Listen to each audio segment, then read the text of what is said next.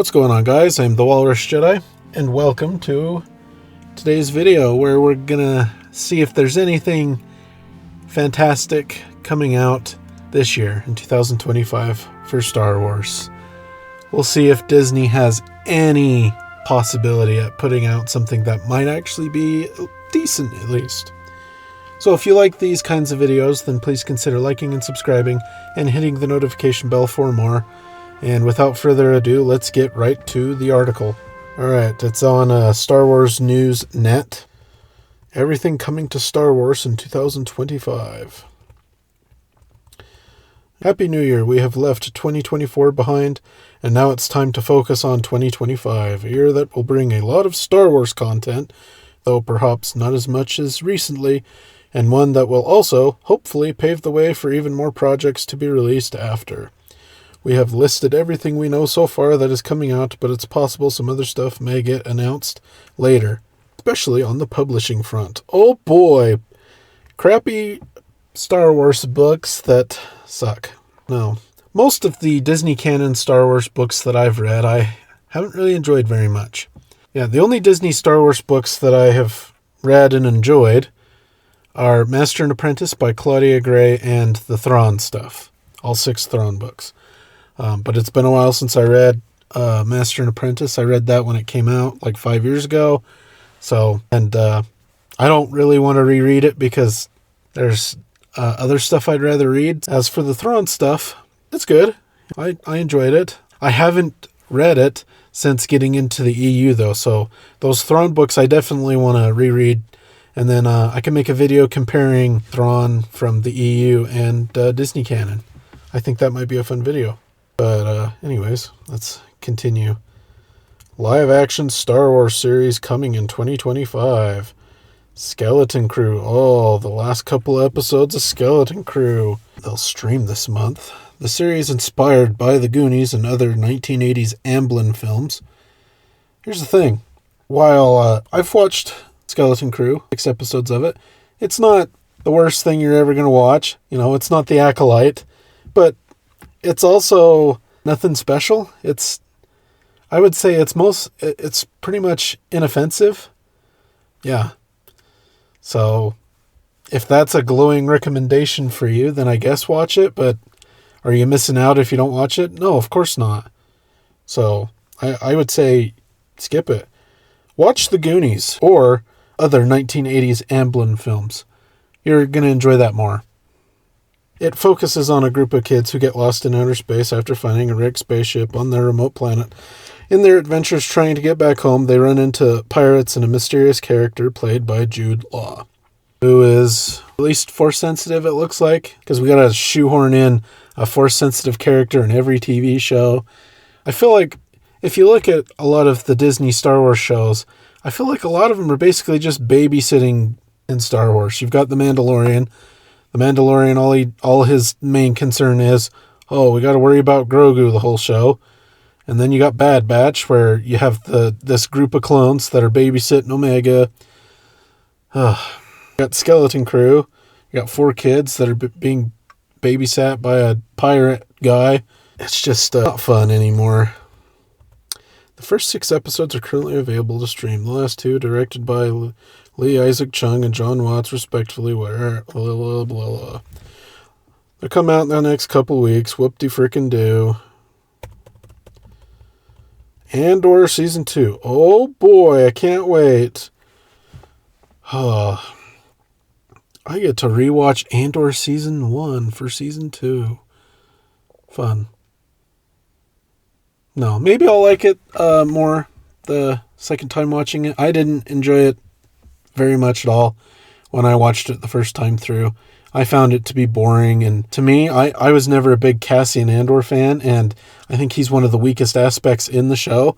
I think some of the new characters that Andor introduces, like Stellan Skarsgård's character, and I think if I had to say like my favorite character was, I think it would be Stellan Skarsgård's character, whatever his name was. It was interesting. Yeah. Season 2, let's just read. The critically acclaimed series from showrunner Tony Gilroy and star/executive producer Diego Luna is returning for a second and final batch of 12 episodes. Andor Season 2 will hit Disney Plus April 22nd, just 2 days after Star Wars Celebration wraps.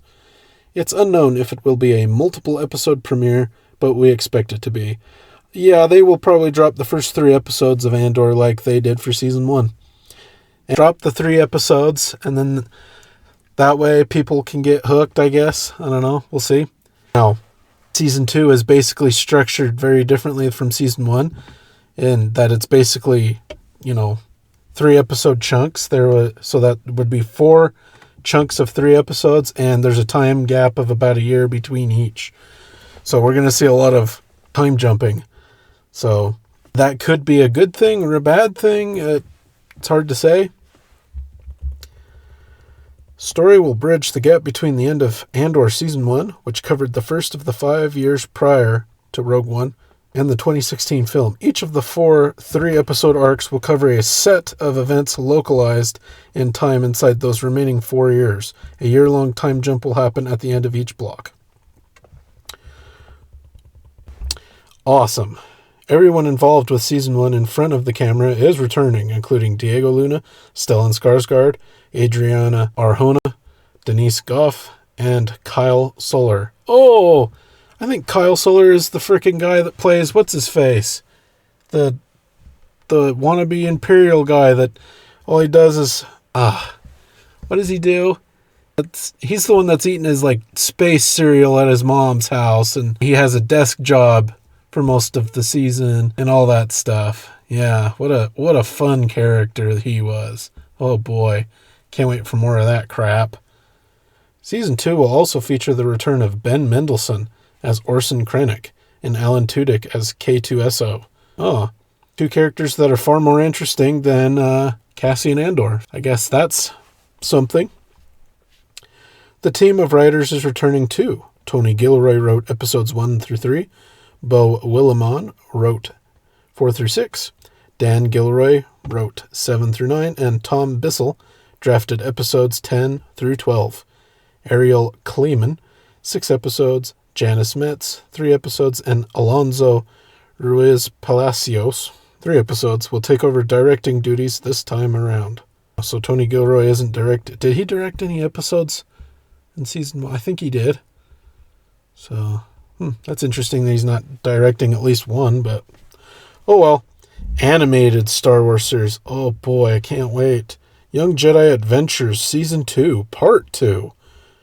Wow. This little preschool show that no one watches. Young Jedi Adventures, the High Republic era animated series. I think there's a phrase that you could say that sums up how I feel about this show.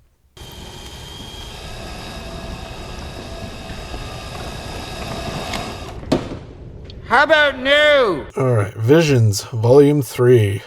I've enjoyed Visions, I guess. The first season, I think, was better than the second season. But I don't think this is that exciting, really. So far, if you look at what's on the list thus far, nothing is really that exciting. Unless you're a big Andor fan, but so far I'm not really excited about any of it. Visions is probably the thing I'm most excited on this list, and I'm not a big Visions fan. It was confirmed in November that Star Wars Visions would return for its 3rd season in 2025. We still don't know when exactly, but Lucasfilm did add that, just like in Season 1, it will be all Japanese slate of studios working on the series. Though it hasn't been specified, it's possible they will tie to Star Wars Celebration Japan in April, given the relation between the series and the country that will host the convention. I'm not saying that they probably should announce anything, because how many movies have they announced over even just the past 12 months? I feel like it's at least 3 or 4? And how many movies do they have in some stage of production? It's just a mess. It's just a mess. But, yeah. So, yeah, Visions Volume 3, they'll probably confirm that at Celebration whenever it's coming out. And no one will watch it. Visions is an animated anthology, blah, blah, who cares? Season 3 will feature once again some of the studios from the first season, which left the door open for potential follow-ups to some of its shorts. I hope so. Season 1 actually had some decent episodes that I liked quite a bit. Instead of just wasting our time with these short little things that suck, why not take some of your best episodes from the first season of Visions and then just flesh them out as like a short movie or something? Why not do that instead of giving us a season of 8 or 9 more episodes that could suck, could be good, whatever. Star Wars Celebration Japan. This may not be an individual piece of new content, but it's the biggest event for Star Wars fans in the world. The convention took a gap year in 2024, but will continue its journey overseas in 2025. After visiting London, they are now headed to Tokyo, which will host Star Wars Celebration on April 18th through the 20th. I will cover this on the channel, as, you know, I'm a Star Wars channel. I think it would be stupid to not cover Celebration. We'll see if they announce anything, have any interviews with people that say dumb things. We'll see. Again, I don't think they have a whole lot of exciting things to show. They will probably show a trailer of the Mando and Grogu movie at Celebration. That just makes sense to me. However, are people at home going to get to see that? Or is it going to be one of those leaked trailers that they don't show? My guess is probably the latter, but we'll see. Tickets went on sale, who cares? They'll focus on promoting Andor Season 2, likely. Several members of the cast have already been confirmed. Well, duh. Why wouldn't they promote frickin' Andor Season 2 when it's literally premiering a couple days after the celebration? That's obvious. But with only 3 more months to go, we'll likely hear more about guests and stuff before the end of the month. The screening of the first few episodes of Andor Season 2 might be in the cards. Oh, exciting. But it's literally a couple days after Celebration. Who cares if you get to see Andor Season 2, the first, say, 3 episodes, 2 days early? Does that really matter? First trailer for Mando and Grogu could debut there as well. Though whether it makes its way out of the convention floors anyone's guess. Yep, I already said that. More announcements can include new live-action and animated series. Yeah, they'll announce whatever is going to take Bad Batch's place, probably. Probably some garbage show set between the prequels and the originals, set after Bad Batch. That probably is going to be watched by even less people than Bad Batch was, so hooray for that. Some specifics for Ahsoka Season 2. Oh, can't wait. Which will start shooting around that time. And also new tidbits on the future of Star Wars films beyond The Mandalorian and Grogu. Are they going to confirm more details on some of these movies? Probably not. Like, what movies are even the most likely to get made? It's hard to say, because honestly, all of them could not get made. Lucasfilm would be a better company if it was run by a frickin' walrus or a horde of chickens. We would get more quality entertainment out of that than the chuckleheads that run Lucasfilm now. It is a crying shame how far Lucasfilm has fallen. It used to be a bastion of cool special effects and great movies, but now it's what you see today. Other announcements could even include a new publishing initiative now that the High Republic is coming to a conclusion. The even higher Republic. Whoop-de-doo. Who wants that? You know what they should do instead of wasting our time with the High Republic? Make new expanded universe or Legends stories, books and comics. How many unfinished stories could they tell that would probably sell better? If we got like 5 or 6 novels and maybe a comic book series a year, that would be awesome. At least getting, a decent amount of EU a year would be great. But they'll probably do some other cringe garbage that'll replace the High Republic. Panels celebrating the 10-year anniversary of The Force Awakens and the 20th anniversary of Revenge of the Sith. Come on, that's going to be one of the only panels that people still care about, because who cares about The Force Awakens? Its sequel trilogy. That horse has been beat to death on how crappy that trilogy is. No one's going to be celebrating Force Awakens. 20-year anniversary of Revenge of the Sith. I'll watch that panel. I'm looking forward to that panel. Hopefully they don't do some stupid thing where they have the Force Awakens panel and the Revenge of the Sith panel at the same time, and they only put one on YouTube, and it's the Force Awakens one because we got to support that garbage. Hopefully they're at least on different days. But who cares? About The Force Awakens. Though we'll learn for sure once the schedule is released a few weeks before the event kicks off. Stay tuned for more information on this. If it's your first time at Celebration, fear not. We'll also be providing you with some instructions. Okay, great. Besides splashy announcements and long lines to meet your favorite actors, the convention also features plenty of smaller panels celebrating all sides of Star Wars, some even hosted by the fans. A convention floor selling everything you can imagine related to Star Wars is also one of the main attractions of the weekend. Neat. New books coming in 2025, The High Republic. Blah, blah, list of Claudia Gray's Into the Light. Blah, blah. Yeah, great, whatever. The Acolyte. Oh, who doesn't want an Acolyte book? I have a really bad feeling about this. Justina Ireland is writing one final story for Vernestra Rowe. Oh, baldy green lady who sucks and was lying and keeping secrets. Can't wait. Wayseeker has been branded as an Acolyte tie-in novel. It's set 20 years before the events of the Leslie Headland series and will feature Vernestra and Master Indara. What a great batch of characters. It's probably going to be peak Star Wars book writing. Can't wait. The writer confirmed on social media recently that this novel, along with A Valiant Vow, both releasing on the same day, will be her final contributions to Star Wars. Good riddance. The novel, while set in the High Republic era and featuring a character that was a major part of other novels from that time period, is not technically a part of the initiative. Blah, blah, who cares? The Crystal Crown. Oh, more High Republic. Oh, it's a Jordan Jecki book. Another batch of awesome characters. It's a team-up adventure, while Yord was still a Padawan and their masters were busy elsewhere. Can't wait. The Mask of Fear. This will be the first in a new trilogy of novels dubbed Reign of the Empire that will bridge the gap between... Oh, because we need more freaking content in that era? Good night, people. That's all they ever put out. Alexander Freed is writing the first installment out February 25th, while Rebecca Roanhorse, Resistance Reborn, and Fran Wild, From a Certain Point of View, gross, are taking over the follow-ups, scheduled for 26 and 27 respectively. The trilogy will focus on Mon Mothma, Bail Organa, Saw Gerrera, and a cast of original characters.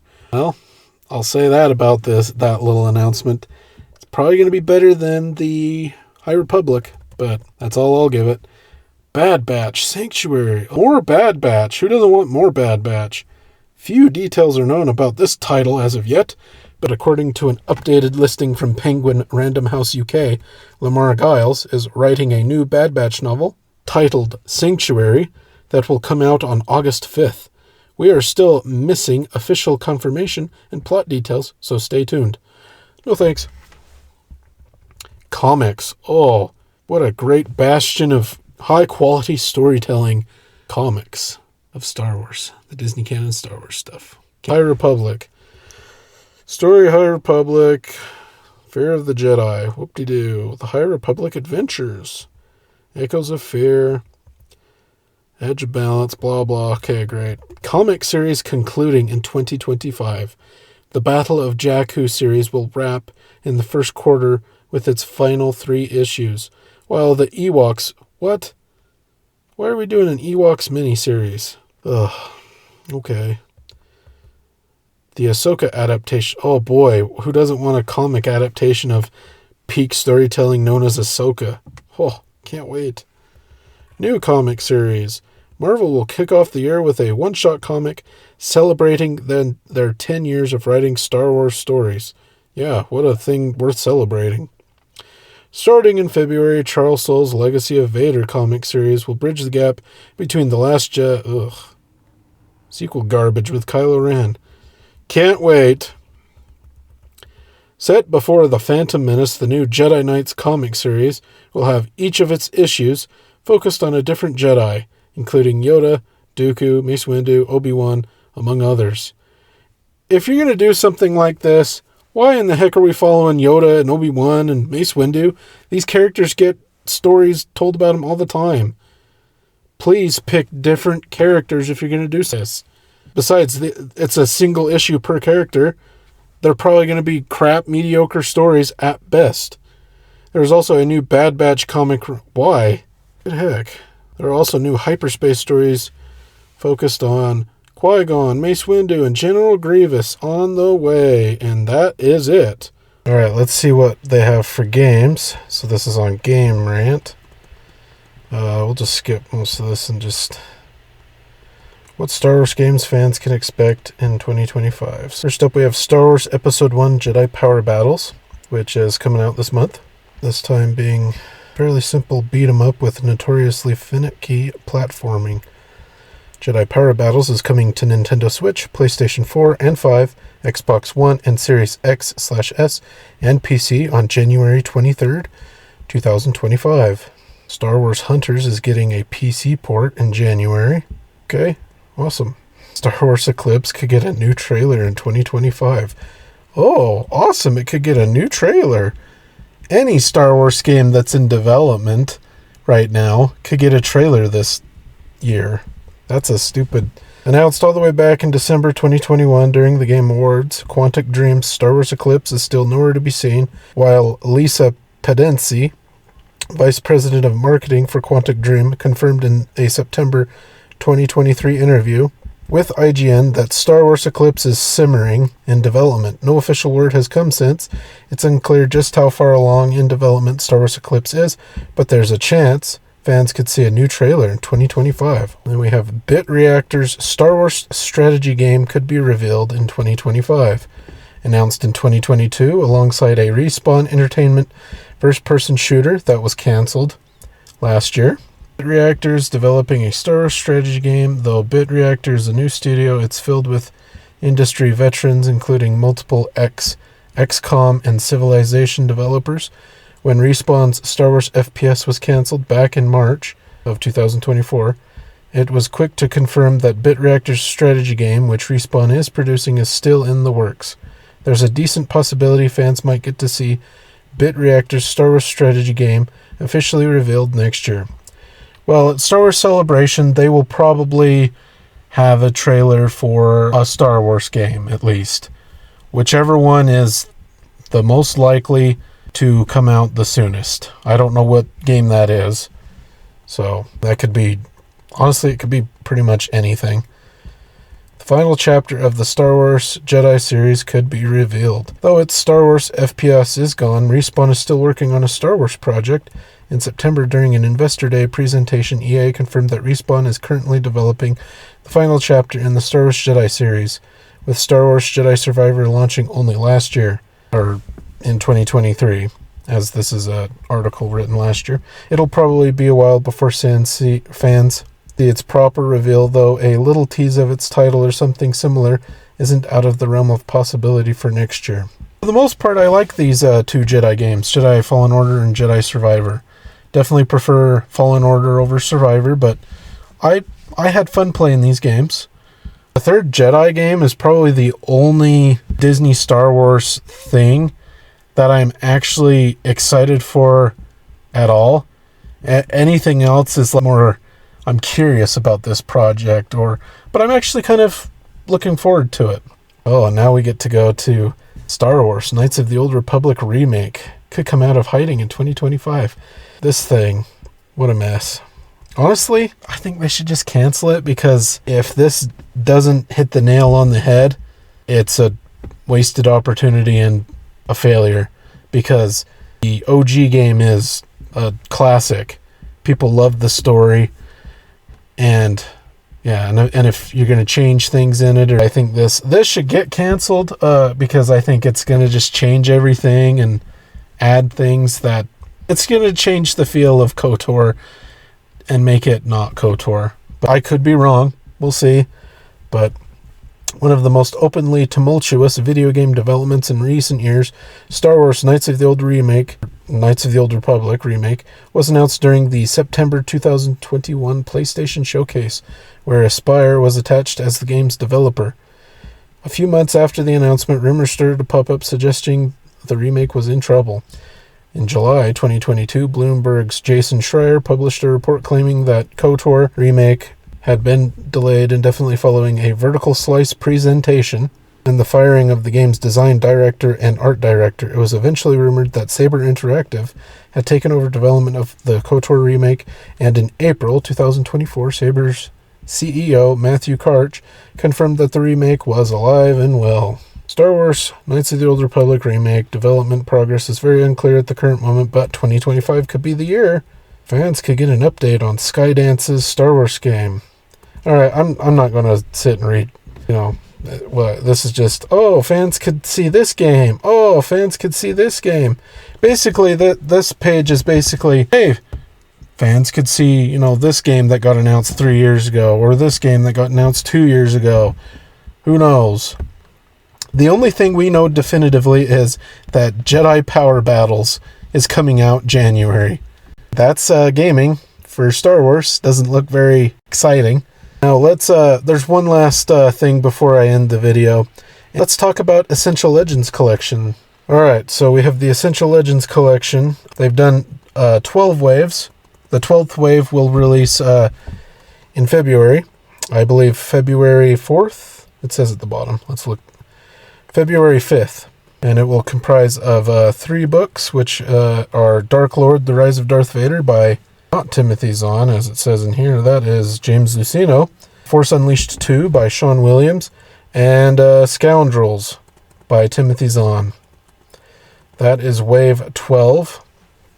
So, yeah, we're cruising through the Essential Legends collection. Yeah, it's quite a few books. But obviously, noticeable books that they haven't done in the Essential Legends.